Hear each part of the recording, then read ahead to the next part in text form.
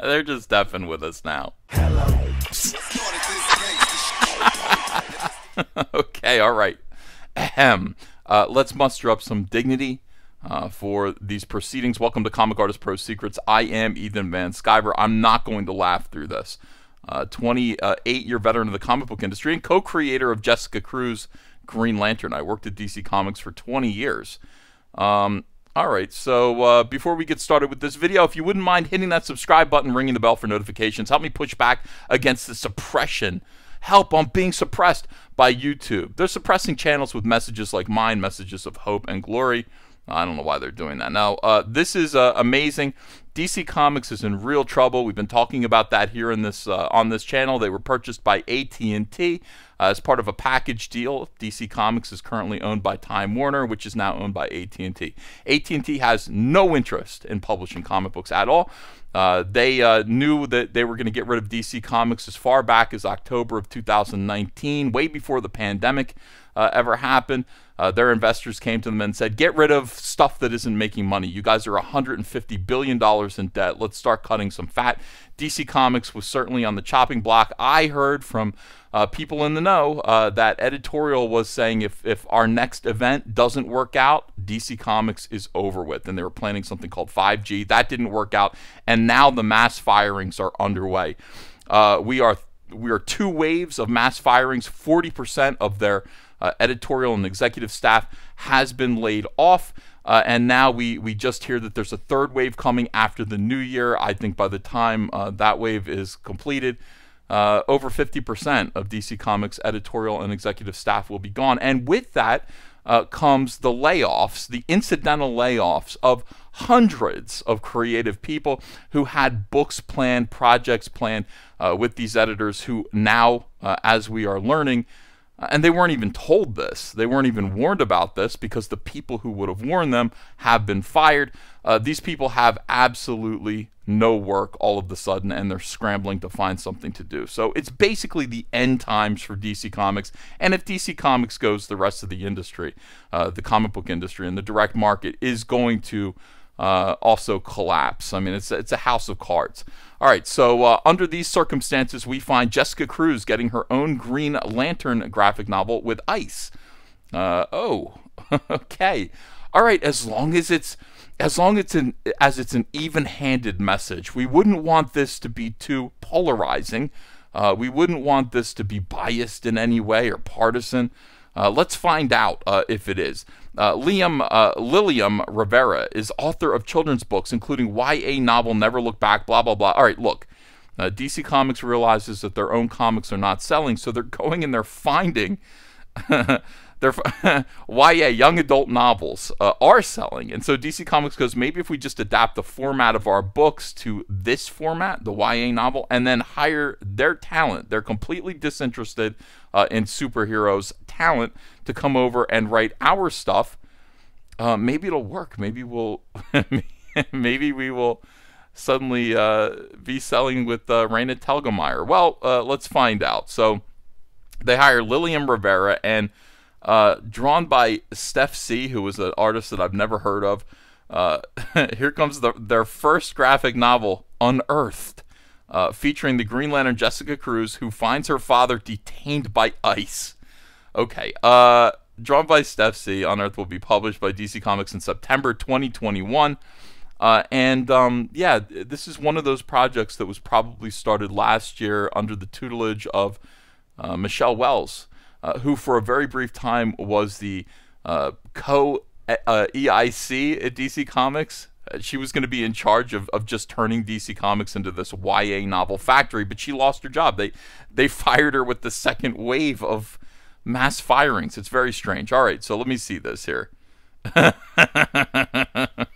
sorry, I said I wasn't going to laugh. Oh, that's lovely. This is a lovely piece of artwork. If I could, where is her skull? Where is the top of her? Where's her brain pan? No, I'm sorry. Where is her eyeball? Why does she have gaping black eye sockets? What is this horrific? Where is her chin?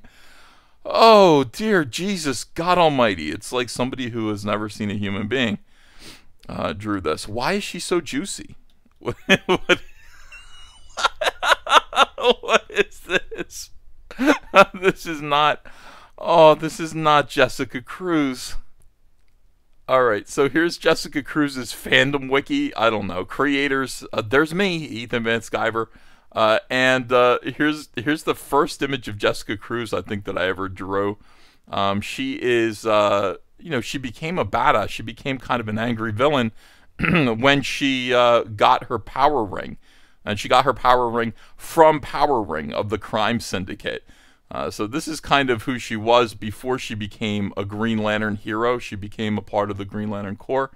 But this is one of my earliest designs of the character here.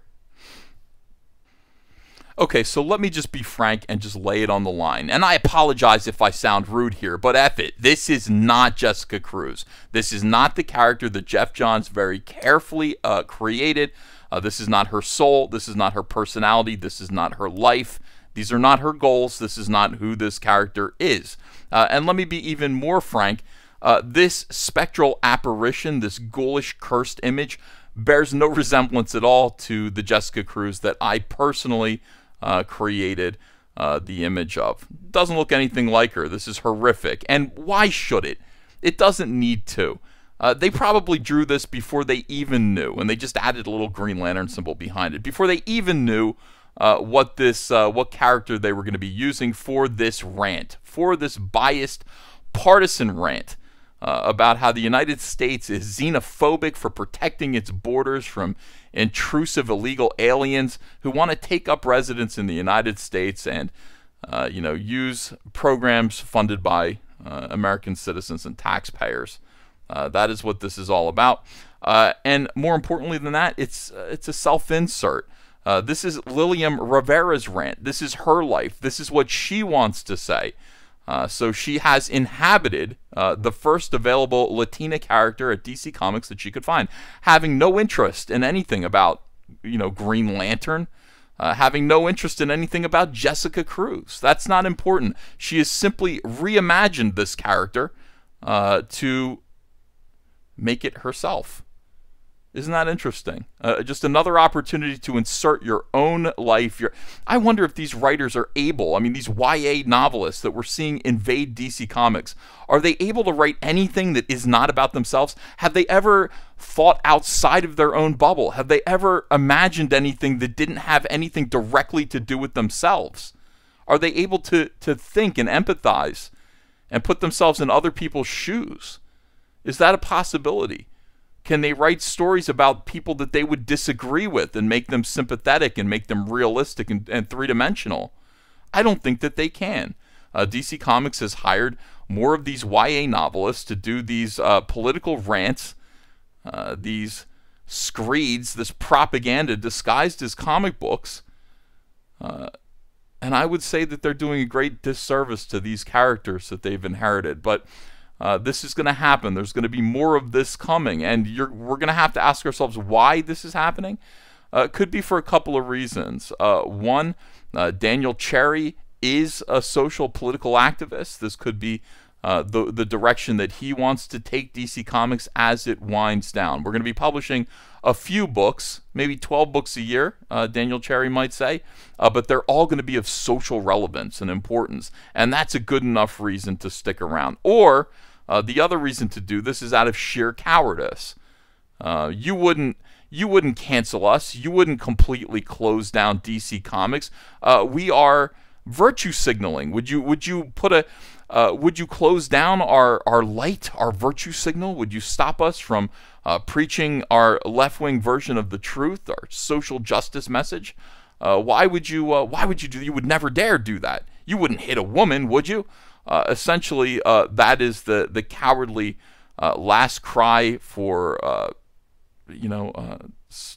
don't know, relevance, the permission to survive that DC Comics is looking for.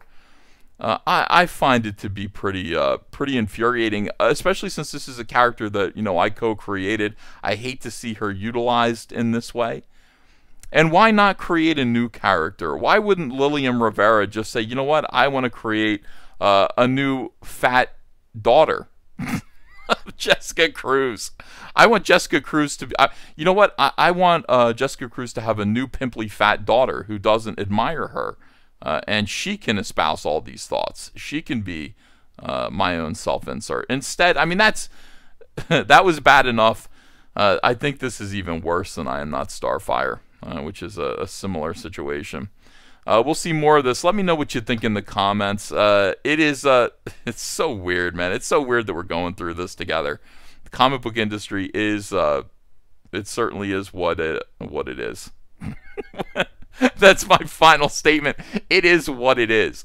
Thanks for watching. Please like, share, subscribe to this channel, and definitely comment in the comments below. What am I missing? Do you agree with me? Do you disagree with me? Why? And I'll talk to you again soon with another video. Bye. Hey, I got a P.O. box. Want to send me some mail? Send it to Ethan Van Sciver, P.O. Box 607, Marlton, New Jersey 08053. And I'll probably open it up on the live stream. Thanks very much, everyone.